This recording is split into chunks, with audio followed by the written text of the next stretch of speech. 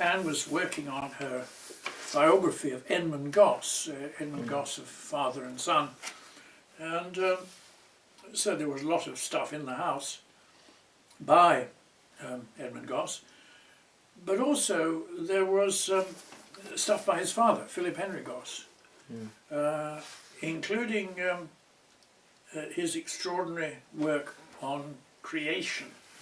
The thing about Philip Henry Gosse is that he was a complete and convinced, I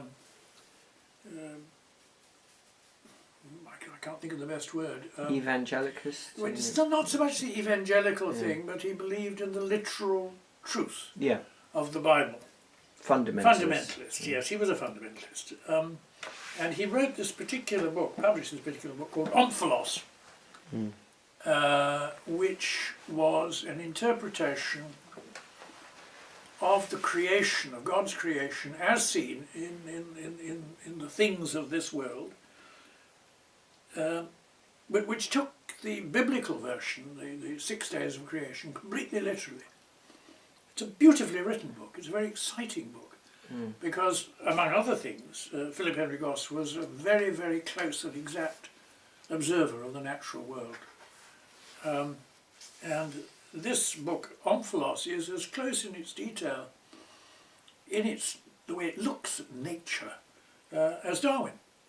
Now Darwin, of course, 2 years later, 1859, published The Origin of Species, which took a different view of things, and was radically, made a radical change in the way that people thought about creatures and life.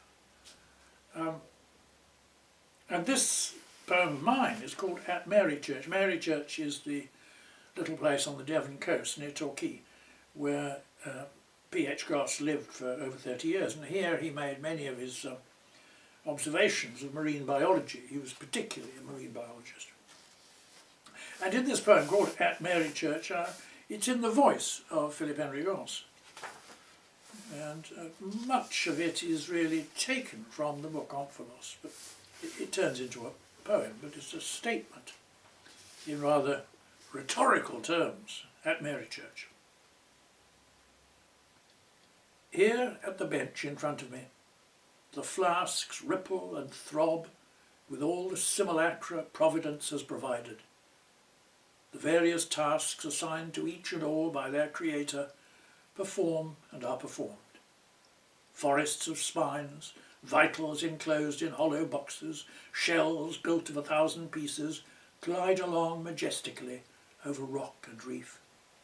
Yonder a Medusa goes, pumping its sluggish way, laboriously, not ineffectually, beneath the surface of the clear wave.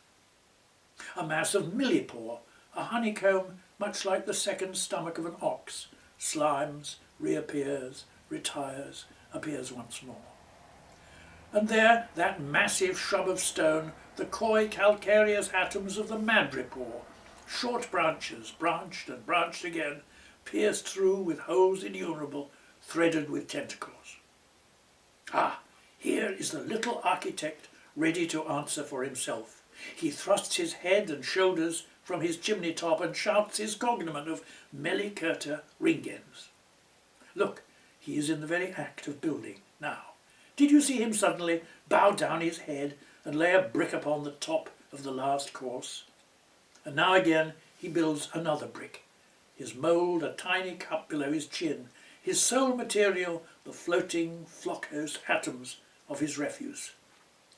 So, prochronically, pellets build to bricks, eggs from their chambers, sharks from embryos, the hollow cones that are the present teeth of crocodiles, the tusks of elephants, refined through layer after layer until centuries are accomplished year by year. And then, after the pulpy, fibrous doors knocked on in the vegetable world, the lower tribes, the higher forms, then man, our first progenitor, the primal head. What shall we say? We who are chyle and lymph, blood, lungs, nails, hair, bones, teeth, phenomena in the condition of the skeleton distinct, the navel corrugated here. I ask you this. Could God have made these plants these animals, this creature that is man, without these retrospective marks? I tell you no. A tree form without scars limbed on its trunk, a palm without leaf bases, or a bean without a hilum, no laminae upon the tortoise plates, a carp without concentric lines on scales, a bird that lacks feathers, a mammal without hairs or claws or teeth or bones or blood, a fetus with no placenta. In vain, these pages and these ages, if you admit such possibilities. That God came down and made each, and separately and whole, is manifest in these. Let us suppose that this, the present year, had been the special particular epoch in world history God had selected as the true beginning, at his behest, his fiat. What would be its state at this creation? What exists would still appear precisely as it does. There would be cities filled with swarms of men, houses half built, castles in ruins, pictures on artists' easels just sketched in, half-worn garments in wardrobes, ships upon the sea, marks of birds' footsteps on the mud, the sands whitening with skeletons, and human bodies in burial grounds in stages of decay.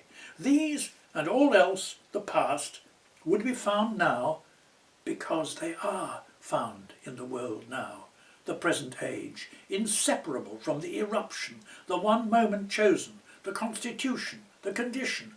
They make it what it has been, will be, is. The flasks ripple, subside. I am tired. And miles away I know who sits and writes and tests and proves quite other things than other worlds. I fix my microscope on casefly and on Julius, the field left clear and undisputed for the single witness on this other side, whose testimony lies before me now. In 6 days God made heaven and earth, the sea, and all that in them is. Amen. Amen.